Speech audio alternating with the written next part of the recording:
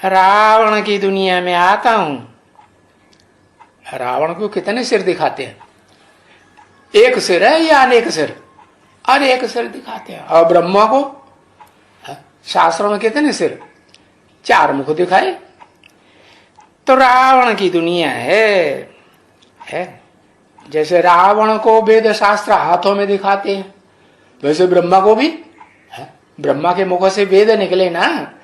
वेद वाणी किसके मुख से निकली? हाँ, दादा लिखराज के मुख से वेद वाणी निकली। तो ये वेद शास्त्र वगैरह पढ़ने से नीचे गिरते हैं कि ऊपर उठते हैं? नीचे गिरते हैं, भिखारी बनते हैं ना। हाँ? तो आसुरी दुनिया है। और फिर किसके शरीर में आता हूं? फिर माने बाद में है? और फिर माने इसके बाद किसके शरीर में आता हूं? किसके शरीर में आता हूं? मुकर्रर रथधारी में आता हूं। जो अपने जन्मों को नहीं जानते हैं, अरे ये भी नहीं जानते। और जिस मुकर्रर रथ में आता हूं वो भी नहीं जानते, कोई भी नहीं जानते। तो मैं तुम बच्चों को समझाता हूं क्या? ऐसा को नहीं समझाता हूं। ऐसा कोई नहीं समझ में आएगा तो इसके जो फॉलोअर्स हैं, जो इसकी प्रजा है, तो उनको समझ में आएगा? उनको भी नहीं आएगा। मैं किस जन्म में आया हूं है? ये बहुत जन्म के अंत के जन्म के भी अंत में, जब इनकी वानप्रस्थ अवस्था होती है, इनकी एक की या इनकी बहुतों की, जो भी ब्रह्मा नामधारी है, ब्रह्मा नामधारी है ना। एक है कि अनेक है? कितने? अनेक है ना। 4 मुखों वाला ब्रह्मा, पंचमुखी ब्रह्मा, पंचानन कहते हैं ब्रह्मा को। तो इन अनेक मुखधारी ब्रह्मा नामधारियों की वानप्रस्थ अवस्था 60 वर्ष होती है, तब मैं आता हूं। बूढ़े जब होते हैं ना 60 वर्ष के, तो कहते हैं ना भक्ति मार्ग में, 60 तो लगी लाट। क्या? अब 60 साल के जब हो जाएं, अनुभवी हो जाएं दुनिया के, तब ज्ञान की लाठ लगे है। क्योंकि नौजवान होते हैं तो अनुभवी कहेंगे, अनुभवी तो नहीं कहेंगे। बूढ़े होते हैं तो बूढ़े को अनुभवी कहा जाता है। ऐसे कहते हैं ना। अगर घर में रहेंगे तो लाठ लगेगी बच्चों की है, इसलिए भागो, जाके गुरु करो। बुढ़ापे में भी अगर घर में बने रहेंगे तो बुढ़ापे में बच्चे तो फिर उतनी कदर, नौजवानों की ज्यादा कदर करेंगे कि बुढ़े की ज्यादा कदर करेंगे? करेंगे। फिर तो लाठ लगेगी, बच्चों की लाठ लगेगी कि नहीं? हाँ, इसलिए भागो। क्या? बुढ़े होते हैं तो कहते हैं वानप्रस्थ अवस्था हो गई, अब तुम घर बार छोड़ दो, भागो, जाके गुरु करो। समझा ना? तो वो भागते हैं बुढ़े। नहीं तो बच्चे ऐसे होते हैं, कहां?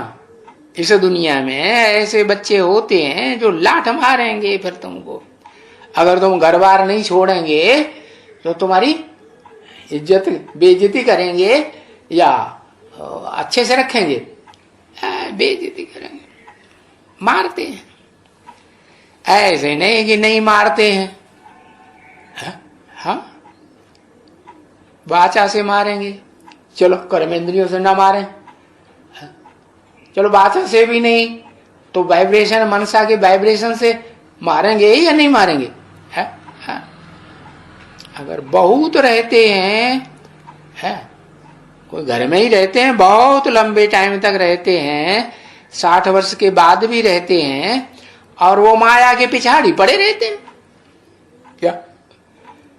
तो बच्चे कहते हैं कि मरे, ये मरे तो हमको धन मिले। है? समझा ना? ये मरे तो हमको मिल्कियत मिले। है? तो बच्ची ये लाठ लगी ना। है? हाँ, तो ये कायदा है कि वानप्रस्थ है।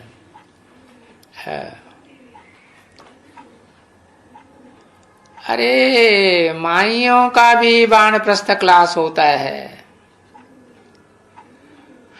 सत्संग होता है, और पुरुषों का भी होता है। नाम दे देते हैं सत्संग। क्या सत्य का संग होता है? नाम मात्र देने से सत्संग थोड़ी हो जाता है। अच्छा, फिर ये तो बाप ने समझाया है कि तुम बच्चों ने बड़ी भूल की है, सबने, पुरुषों ने भी भूल की है तो स्त्रियों ने भी भूल की है। क्यों?